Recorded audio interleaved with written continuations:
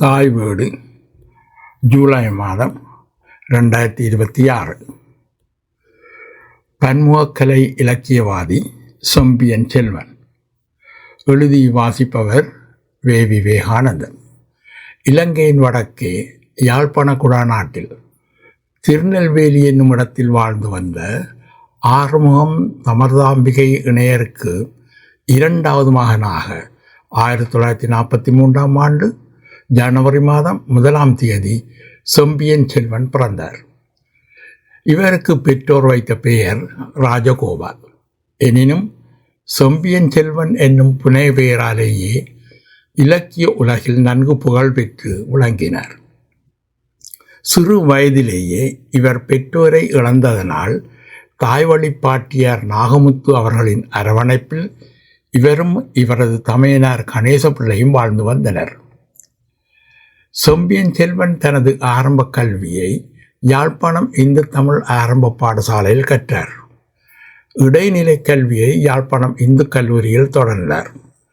இளமையில் வறுமை இவரை வாட்டிய போதிலும் சஞ்சிகைகளையும் பத்திரிகைகளையும் மற்றும் நூல்களையும் நூலகங்களிலிருந்தும் கல்வி சான்றோர்களிடம் இருந்தும் இரவல் பெற்று நிறையவே வாசித்தார். பழைய புத்தக கடைகளில் மலிவு விலையில் புத்தகங்களை வாங்கியும் வாசித்து அவற்றை சேகரித்து வைத்திருந்தார். பாடசாலை கல்வியோடு தமிழ் மொழி அறிவையும் வளர்த்து கொன்ற அவர் 17வது வயதில் 1960ஆம் ஆண்டு பேரானை பல்கலைக்கழகத்துக்கு பிரவேசித்தார். அங்கு புவியியல் சிறப்பு பட்டப்படிப்பை மேற்கொண்டு சிறப்பு சீர்த்து பெற்றார். கல்வி டிப்ளமா பட்டத்தையும் பெற்ற இவர் திருகோணமலை செயின்ட் ஜோசப் கல்லூரியில் ஆசிரியராக தனது பணியை ஆரம்பித்தார். பின்னர் செட்டிக்குளம் மகா வித்தியாலயம், யாழ்ப்பாணம் இந்து கல்லூரி ஆகியவற்றில் ஆசிரியராக பணியாற்றினார். இலங்கை அதிபர் சேவையில் 1ஆம் தரத்தில் சித்தியடைந்த இவர் பின்னர் செங்குந்தா இந்து கல்லூரியின் அதிபராகவும் அதனைத் தொடர்ந்து யாழ்ப்பாண கோட்ட கல்வி பணிப்பாளராகவும் பணியாற்றி ஓய்வு பெற்றார். இவர் ஆசிரியராகவும் அதிபராகவும் பணியாற்றிய போது மாணவர்களினதும் ஆசிரியர்களினதும் மனதில் இடம்பெற்று நன்மதிப்பை பெற்றிருந்தார். செம்பியன் செல்வன் எழுத்துத்துறையில் கால் பதிப்பதற்கு இவரது தமையனார் கணேசபிள்ளை அடித்தளமாக விளங்கினார். அவர் செங்கதிர் என்னும் பெயரில் கையெழுத்து சஞ்சிகையை மாதம் ஒரு முறை வெளியிட்டார். இதில் செம்பியன் செல்வனின் ஆக்கங்களும் வெளிவந்தன. CID சிங்காரம் என்ற குறுநாவலும் இடம்பெற்றது. இவ்வாறு அவர் யாழ் இந்து கல்லூரியில் 5ஆம் வகுப்பு படிக்கும் பொழுதே எழுத ஆரம்பித்து விட்டார். இவரது எழுத்தாற்றலுக்கு உரமாக மார்க்சிய சித்தாந்தத்தில் வாழ்ந்து மறைந்த கார்த்திகேயன், அற்புதரத்னம், இலக்கியவாதிகளான வை. ஏரம்பமூர்த்தி, க. சிவலிங்கராம் போன்ற திறமைமிக்க ஆசிரியர்கள் பக்கபலமாக விளங்கினர்.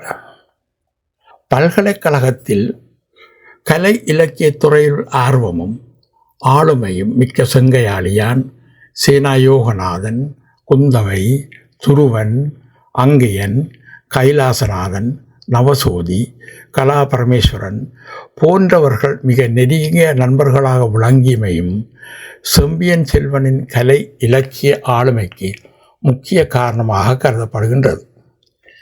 இவர்கள் பல்கலைக்கழகத்தில் படித்த காலப்பகுதியில் ஆண்டுதோறும் இவர்கள் எழுதிய சிறுகதைகளை கொண்ட தொகுப்பு நூல்கள் வெளிவந்தமை தனிச்சிறப்பு அம்சமாகும். 1961ஆம் ஆண்டு முதல் 1964ஆம் ஆண்டு வரை முறையே காலத்தின் குரல்கள், தைப்பூங்கா, விண்ணும் மண்ணும், யுகம் ஆகிய சிறுகதை தொகுப்பு நூல்கள் வெளிவந்தன. இவற்றில் முறையே செம்பியன் செல்வன் எழுதிய புதிய பரம்பரையின் துருவ நட்சத்திரம், பாதிமலர், வர்க்கங்கள், யுகம் ஆகிய சிறுகதைகள் பிரசுரமாகின. 1963ஆம் ஆண்டு வெளிவந்த விண்ணும் மண்ணும் என்ற தொகுப்பு நூலுக்கு செம்பியன் செல்வன் தொகுப்பாசிரியராக பணியாற்றி சிறப்பாக வெளியிட்டார். இவரது படைப்புகள் பல்கலைக்கழக சஞ்சிகைகளில் மட்டுமின்றி பத்திரிகைகளிலும் வெளிவந்தன. செம்பியன் செல்வன் பல்கலைக்கழக மாணவனாக படித்த காலத்திலேயே சாகித்ய மண்டல வெளியீடாகிய கலைப்பூங்கா அவரது கட்டுரையினை பிரசுரித்து அவரது எழுத்தாற்றலை அங்கீகரித்திருந்தது. செம்பியன் செல்வன் எழுதிய இதயக்குமரல், உணர்ச்சிக்கு அப்பால், நிலம் யாருக்காக காலடியில் கிடக்கிறது, உப்பங்களி, பூவங்கனியும், மாயாவதியின் கனவு ஆகிய சிறுகதைகள் பல்வேறு தமிழ் அமைப்புகளினாலும் பத்திரிகைகளினாலும் சஞ்சிகைகளினாலும் நடத்தப்பட்ட சிறுகதை போட்டிகளில் 1ஆம், 2ஆம், 3ஆம் பரிசுகளை தட்டி கொண்டவையாகும். ஈழத்து குழந்தைகளின் பிறப்பு, சமுதாய விளைவு போன்றவற்றை கருவாக கொண்டு எழுதப்பட்ட அமைதியின் இறகுகள், ஆன்மீக விழிப்புணர்வை ஏற்படுத்தும் தத்துவார்த்த சிந்தனைகளை கொண்ட நாணலின் கீதை ஆகிய சிறுகதைகள் பாராட்டையும் உயர் இலக்கிய அங்கீகாரத்தையும் பெற்றவையாகும். விமர்சன நோக்கில் இவர் எழுதிய ஈழத்து தமிழ் சிறுகதை மணிகள் என்னும் நூல் ஈழத்தில் விமர்சன இலக்கியத்தை புதிய பாதையில் வளர்த்து சென்றதாக கூறப்படுகின்றது. நாடகத்துறைக்கு செம்பியன் செல்வன் ஆற்றிய பணியும் இங்கு குறிப்பிடத்தக்கதாகும்.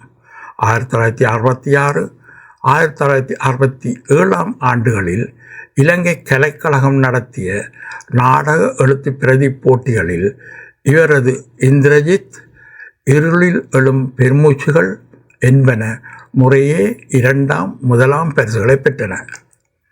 1975, 1976 ஆண்டுகளில் இலங்கை கலாச்சார பேரவை நடத்திய நாடக எழுத்து பிரதி போட்டிகளில் இவரது சின்ன மீன்கள், எரியும் பிரச்சனைகள் என்பன முதல் பரிசுகளை பெற்றன. இவர் எழுதிய நாடக நூலான 3 முழு நிலவுகள் 1967 ஆண்டு ஆசிர் வெளியீடாக வெளிவந்தது. ஈழநாடு தனது 10வது ஆண்டு நிறைவை குறித்து நடத்திய இலக்கிய போட்டியில் செம்பியன் செல்வனின் விடிய என்னும் நேரம் இருக்கு என்ற ஓரங்க நாடகம் முதல் பரிசை பெற்றது. ஈழநாடு பரிசை பெற்ற இவரது 4 நாடக பிரதிகள் விடிய இன்னும் நேரம் இருக்கு என்ற தலைப்பில் புத்தகமாகவும் 1971 ஆண்டு வெளிவந்தது.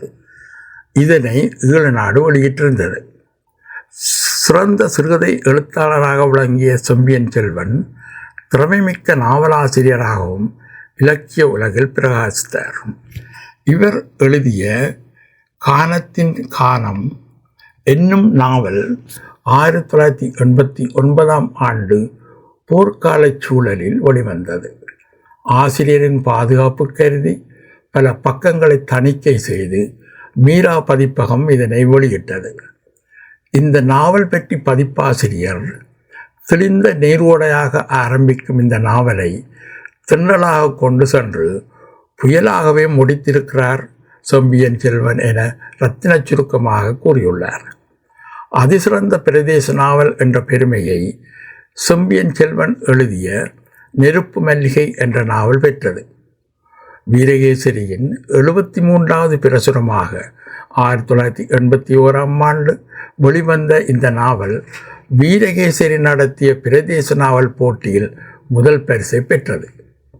ஈழமுரசு பத்திரிகையில் இவர் தொடராக எழுதி வந்த விடியலை தேடும் வன்புறாக்கள் என்ற நாவல் புத்தக வடிவில் வெளிவந்த போதிலும் 1995 ஆண்டு இடம்பெற்ற பாரிய இடப்பெயர்வின் போது காணாமல் அழிந்து போனவை துரதிர்ஷ்டமாகும்.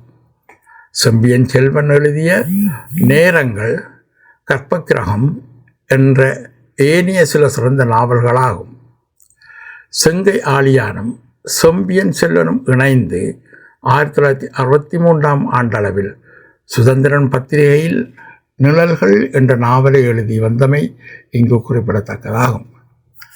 இலக்கிய பரப்பில் பல சிறந்த குறுங்கதைகளையும் உருவக் கதைகளையும் செம்பியன் செல்வன் பத்திரிகைகளிலும் சஞ்சிகைகளிலும் எழுதியுள்ளார். இவரது குறுங்கதை 100 என்ற நூல் 1986 ஆண்டு நான் பதிப்பகத்தால் வெளியிடப்பட்டது. இவரது உருவக கதைகள் தொகுக்கப்பட்டு வெளிவந்த நூல் இடப்பெயர்வின் போது அழிந்து போனவை கவலை தரும் செய்தியாகும்.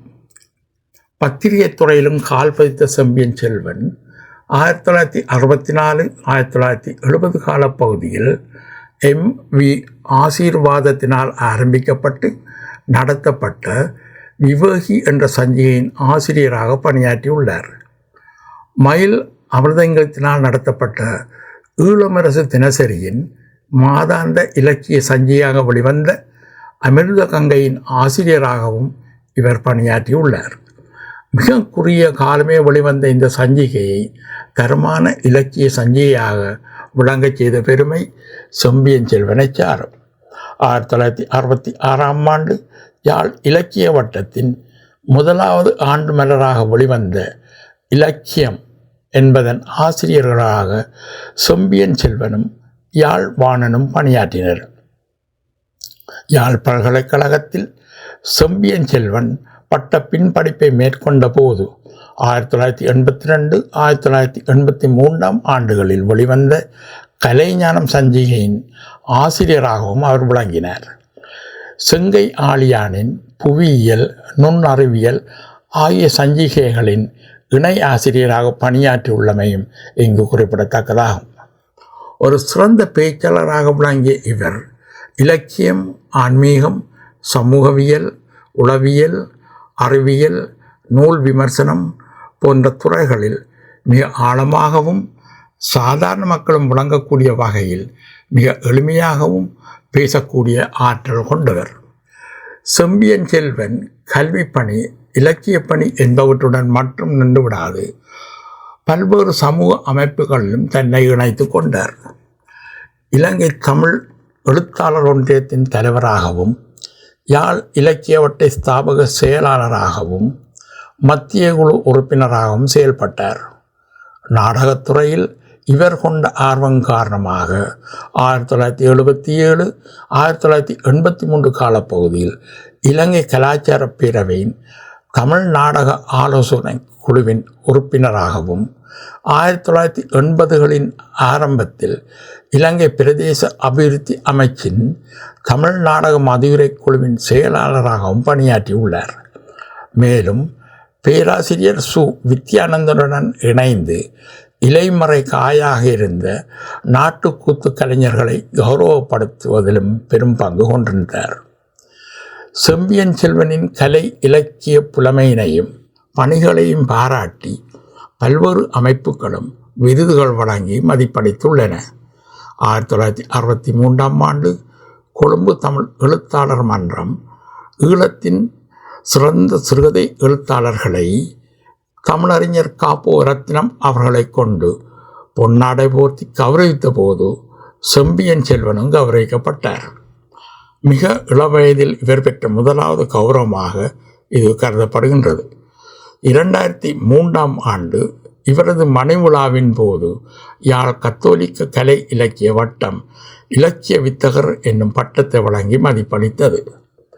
சிறுகதை, நாவல், குறுங்கதை, உருவக கதை, திரைப்படம், நாடகம், விமர்சனம், ஆன்மீகம், பேச்சு போன்ற பல்வேறு துறைகளில் புகழ் பெற்றவரும் சிறந்த பத்திரிகை ஆசிரியர், நூலாசிரியர், எழுத்தாளர், பேச்சாளர், பாடசாலை ஆசிரியர், திறமைமிக்க அதிபர், நிர்வாகத்திறன்மிக்க கல்வி பணிப்பாளர் என பன்முக ஆளுமை கொண்டவருமான செம்பியன் செல்வன் 2005ஆம் ஆண்டு மே மாதம் 20ஆம் தேதி அமரத்துவம் அடைந்தார். இவர் இவ்வுலகை விட்டு நீத்தபோது போர்க்காலத்தில் தமிழீழ தேச விடுதலைக்காக பேனாமுனை மூலம் அவர் ஆற்றிய தமிழ் இலக்கிய பணியை முன்னிட்டு தமிழீழ தேசிய தலைவர் நாட்டுப்பற்றாளர் விருதினை வழங்கி பாராட்டினார். ஏறக்குறைய 40 ஆண்டுகளுக்கு மேலாக செம்பியன் செல்வன் ஆற்றிய தமிழ் இலக்கிய பணிகள் அவரை என்றும் ஈழத்தமிழ் மக்கள் மனதில் நிலைபெறச் செய்யும் என்பதில் ஐயமில்லை. நன்றி, வணக்கம்.